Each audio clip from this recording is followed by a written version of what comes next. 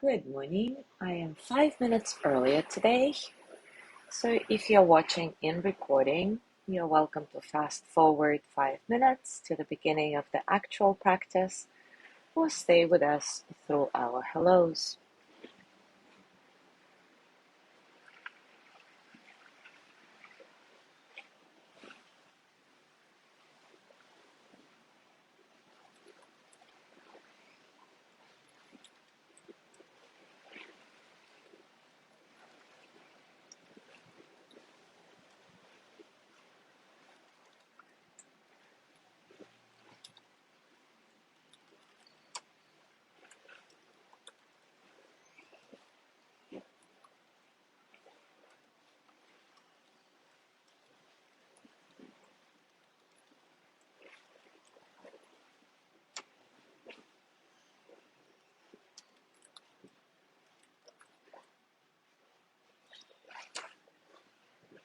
Good morning, Jean.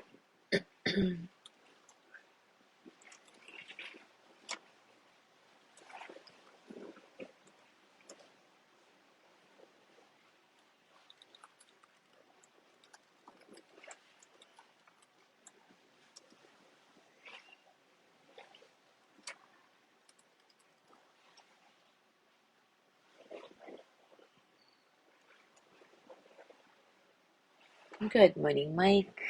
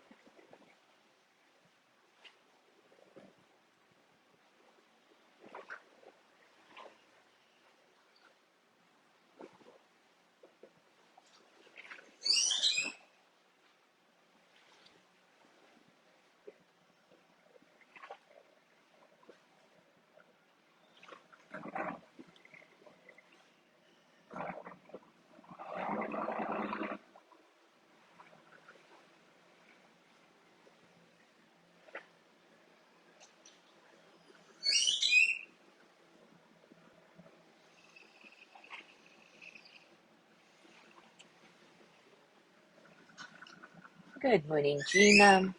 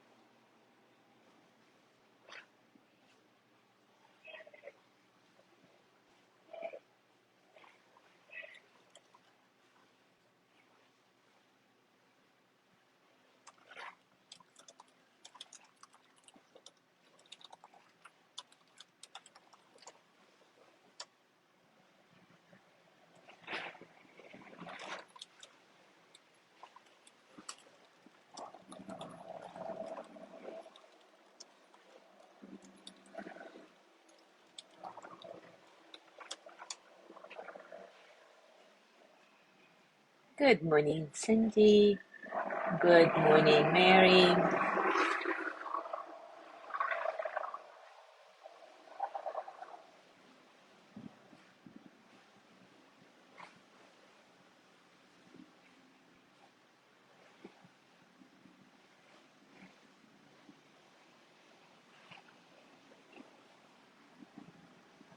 Good morning, Hannah.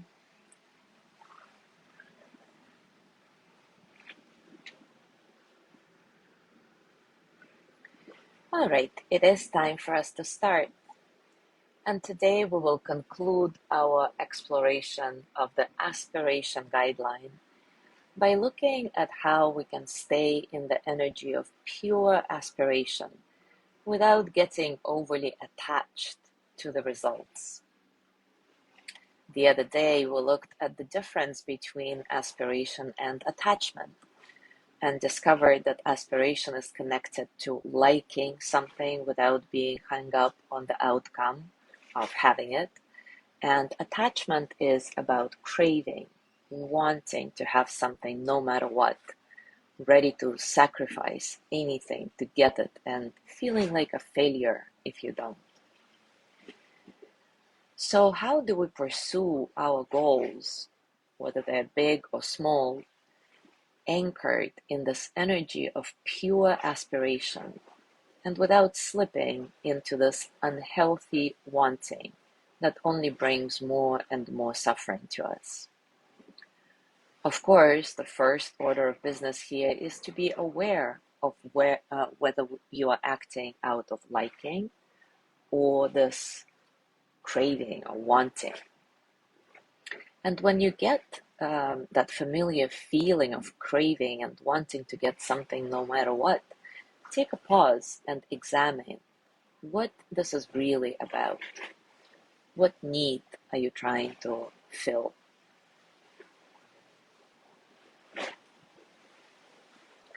Little by little, you will start relaxing the sense of, I gotta have it at all costs. You can do it by feeling into the ways your life is and will be basically all right, even if you don't attain a particular goal. Seek results from a place of fullness, not scarcity or lack.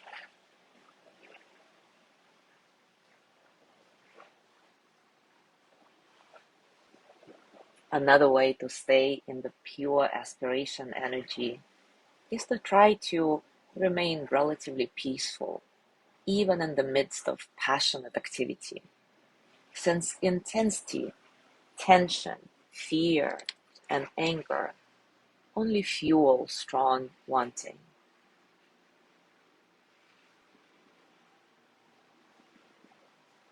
When you aspire for something, see if you can release any fixation on a certain outcome. Recognize that you cannot force the results. And paradoxically, focusing less on the results and more on your actions that can bring these results to fruition improves your odds of getting the results you want. You just zero in on creating the factors that lead to success, and you're not worn down by stressing over the outcome.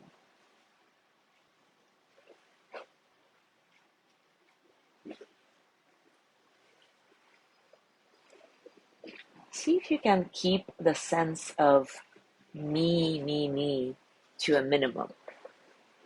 Success or failure will come from dozens of factors, only a few of which are under your control. Win or lose, don't take it personally.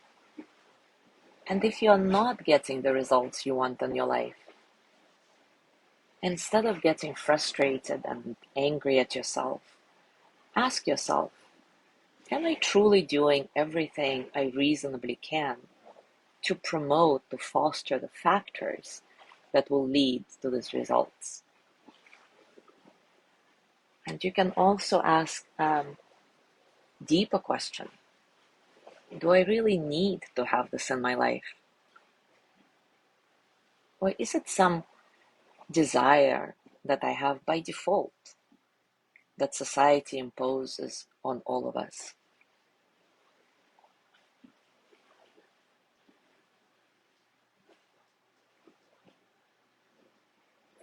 Along the way, watch out for the widespread belief that if you're not fiercely driven towards your goals, you're kind of a wimp.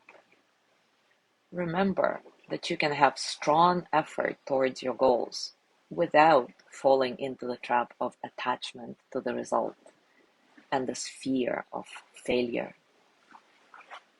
Does failure really exist if you look at the bigger picture?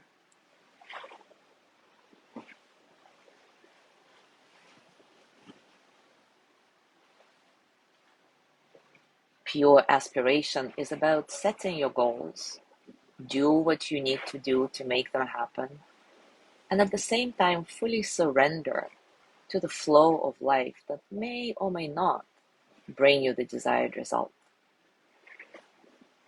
There is an ethical guideline in the yoga philosophy that's called aparigraha, and it states, freedom from wanting unlocks the real purpose of life. Freedom from wanting unlocks the real purpose of life. And it's this unhealthy wanting that this guideline speaks to. So let's do a short practice of letting go, surrendering to the flow of life. Take a comfortable position, and as always, take a few moments to settle in.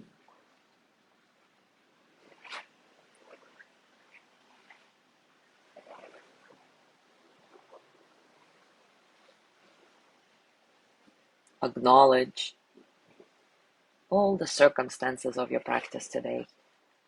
You can start with the external circumstances, the sounds, sensations of the world around you. And little by little, start zooming in on your inner world.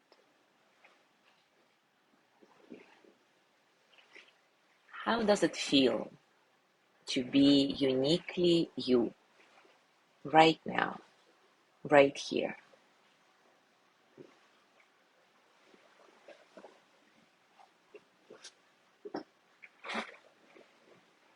Scan your body and notice all the physical sensations that are present right now.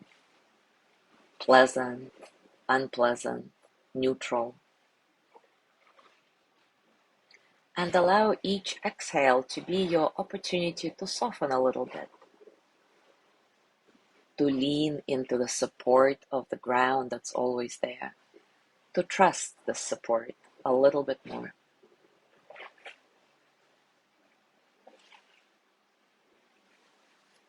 Let your breath be soft and easy. Don't try to control it. Simply notice how your breath flows in and out of your body. What happens in your body as you inhale? What happens in your body as you exhale?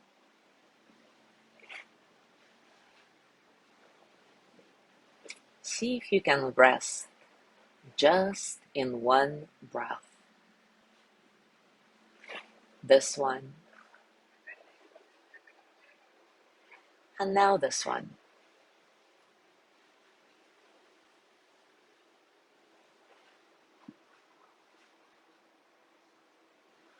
Deborah Adele writes, what if we could trust life just like we trust the breath?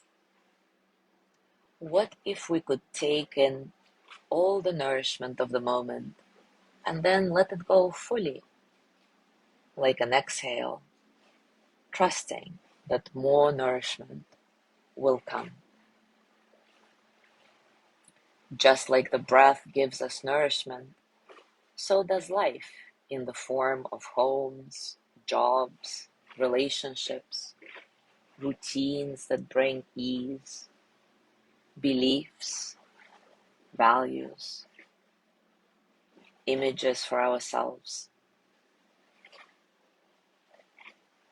There is nourishment until we get attached to those things and then disturb ourselves with expectations, opinions, criticism, disappointments, all because we forget to trust life, to exhale, to soften, to let go.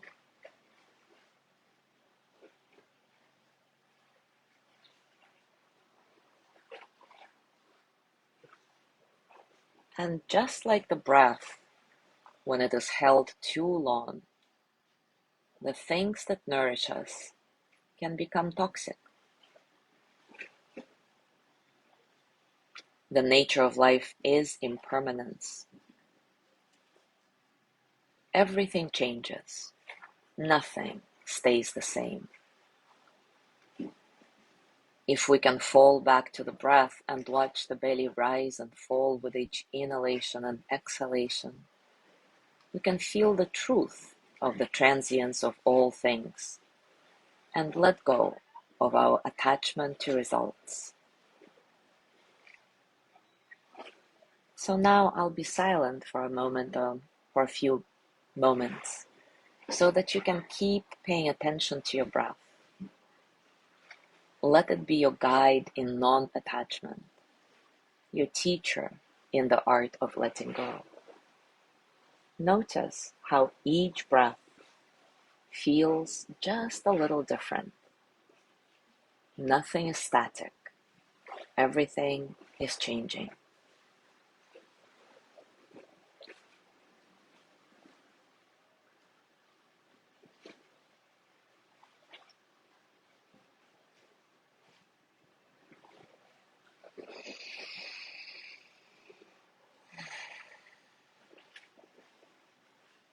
As you do this, allow the simple act of inhaling and exhaling teach you about the fullness of breathing in life without the need to hold on to it, and breathing out your attachment, craving, unhealthy wanting.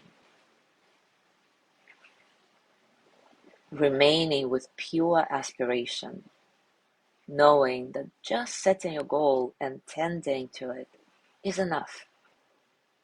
The result you envision doesn't matter that much. Maybe what comes out of it is going to be much better than you can possibly imagine. There's a really good chance that you will receive will be something much more meaningful that you actually set out for.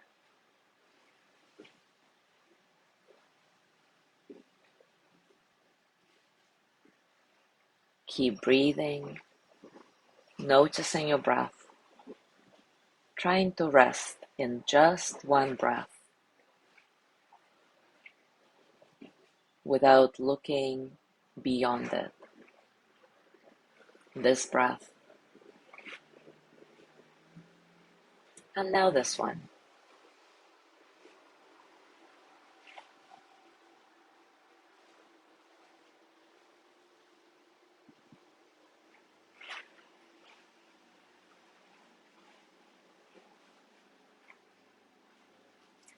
I want to complete our practice today with a poem by Dana Folds. It's called Let It Go. Let go of the ways you thought life would unfold. The holding of plans, dreams, expectations. Let it all go. Save your strength to swim with the tide. The choice to fight what is here before you now will only result in struggle, fear, and desperate attempts to flee from the very energy that you long for. Let go. Let it all go and flow with the grace that washes through your days, whether you receive it gently or with all your quills raised to defend against invaders. Take this on faith. The mind may never find the explanation that it seeks, but you will move forward nonetheless. Let go, and the wave's crest will carry you to unknown shores, beyond your wildest dreams and expectations. Let it all go, and find the place of rest and peace and certain transformation. As you go through your day today, notice if you are able to stay in the energy of pure aspiration. Yes, you want something, you have a goal, but you're not necessarily attached to the results. And if you find yourself clinging to it, see if you can take a pause, soften, and trust. But what may come may be much better than you set out for. Thank you so much for being here. Have a beautiful day, and I will see you tomorrow.